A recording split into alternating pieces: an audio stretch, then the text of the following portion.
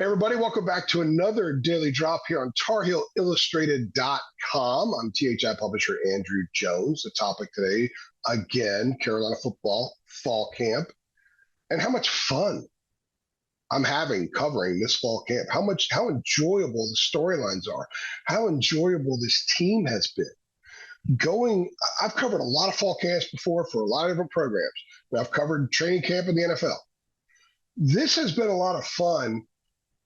And I'm going to kind of outline the reasons why. I look forward to going over there all the time. I mean, it beats the hell out of having a regular job, of course, but I look forward to going over there more so than just because I enjoy my job, because the storylines are plentiful right now, Carolina football.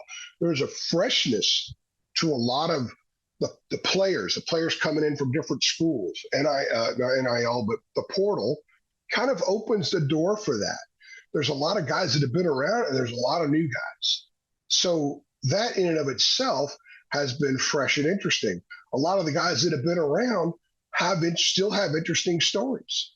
They have stories that have been developing and have been taking shape over time. And some of the perspective a guy like Des Evans has right now, a guy like KJ Hester has right now, how Elijah Huzzy is viewing this as an opportunity to show the world he can play cornerback and play at the next level, that kind of thing. I like those stories. And those are in abundance here in fall camp. So the topic here is very simple.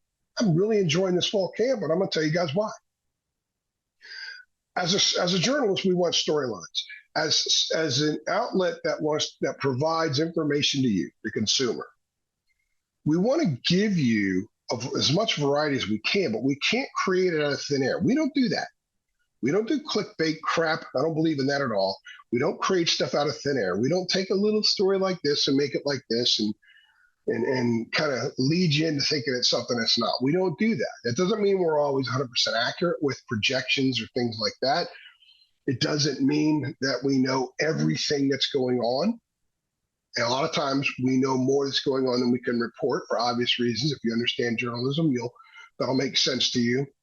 But we love the variety. We love the fact that with a fall camp like this, passionate Carolina football fans can go to TarHeelIllustrated.com in the morning and see something unique and lots of information and sort of a different twist to the story. And later you come back that day, check again at lunchtime, you got something different.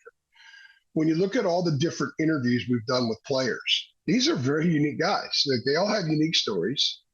There's nothing cookie cutter about the personnel in this program. There are guys that have come in from other schools, like joking with Austin Blaske if he's compared his national championship rings from Georgia with Mack Brown's.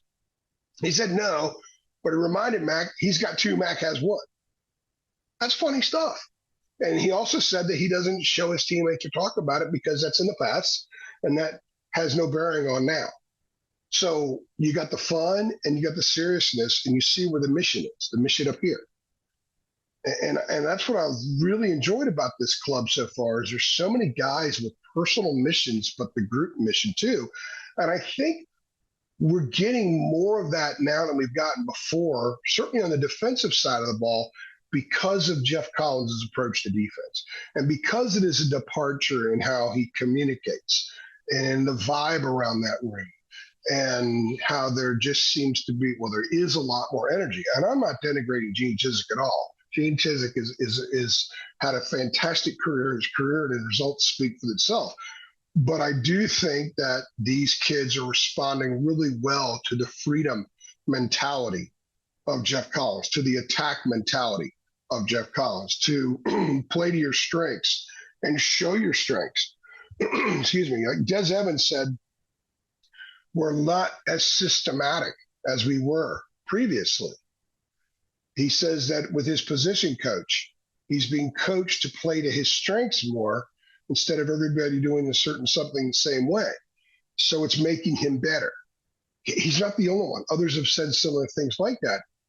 So what it does for me, from my vantage point, is it gives me a lot of different stuff to write about this month and talk about and give you guys not the same old stuff from fall camp that is often the case, but it also gives me a whole lot to look forward to when these guys run on the field in Minnesota and then play their season, because the expectations are kind of high for some of these individuals.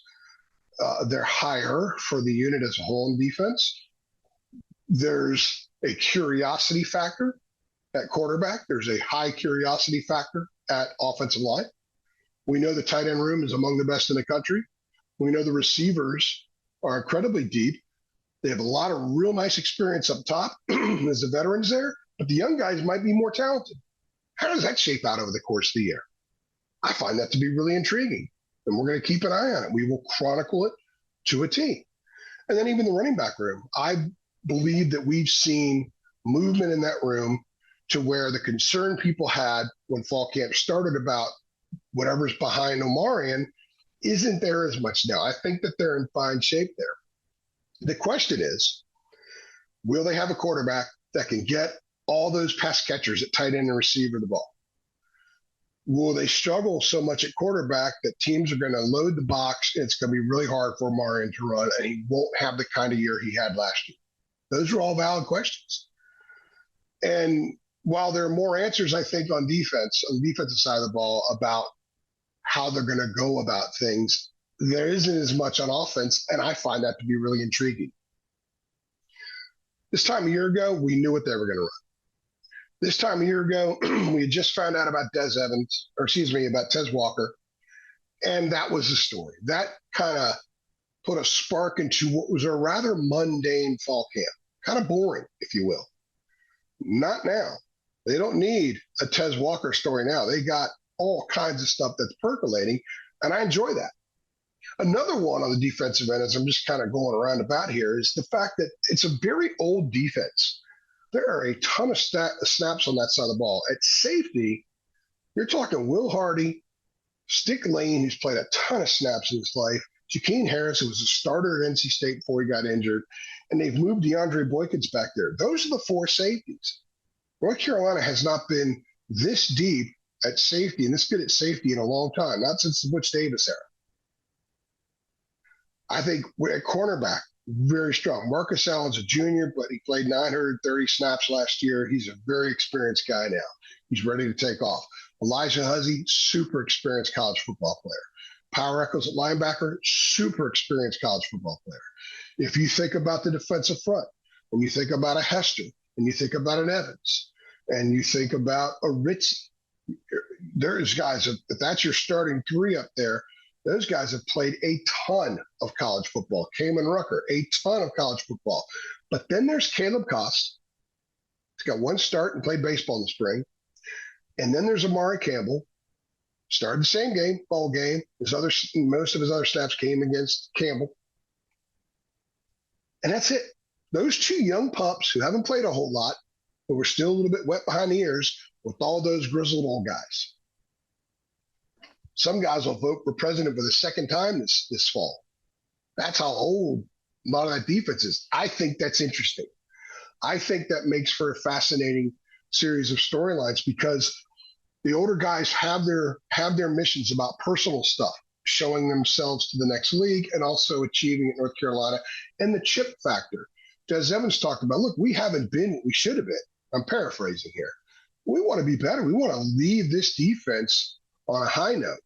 And then you got these two young guys that are running around like, boy, this is cool. This is fun. And I've got all these old guys, and they both have high responsibility positions where they need to communicate.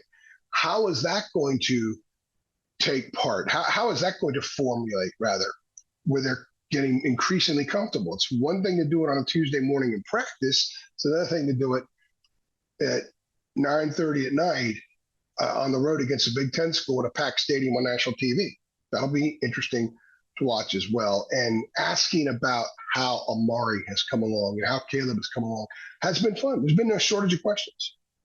So I've really enjoyed this. The kids have been interesting. They've been articulate. We have some pretty good people asking questions. North Carolina fans are very fortunate with the media they have covering this program and also the basketball program. There's a personality, there's a sense of humor, and also seriousness. And we've been able to get a lot of that out of the kids and also out of the coaches that we've talked to. And we had Chip Lindsey. You're watching this on Sunday. We had Chip Lindsey On Saturday, we have Mac Brown. Today, Sunday, uh, and then we'll get some more players. I get some more players, I guess, on Monday as well. We've talked to 14 so far. So we'll end up talking to more than 20 players before we get into game week mode, leading up to Minnesota, and quite a few assistant coaches, including the coordinators and of course, the head coach several times. So it's been a lot of fun. I actually am sitting here in the evening. You can see it's probably getting a little bit dark outside. I got my Orioles on tape. Got to go watch them soon.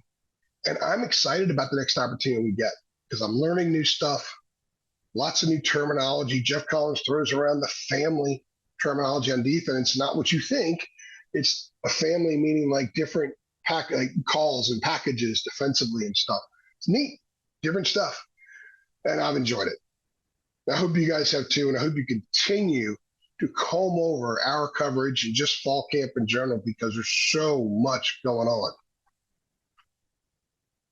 And really, a month that is sometimes the slowest and longest of the year, which is fall camp month, August, this is gone by a little faster than previous ones.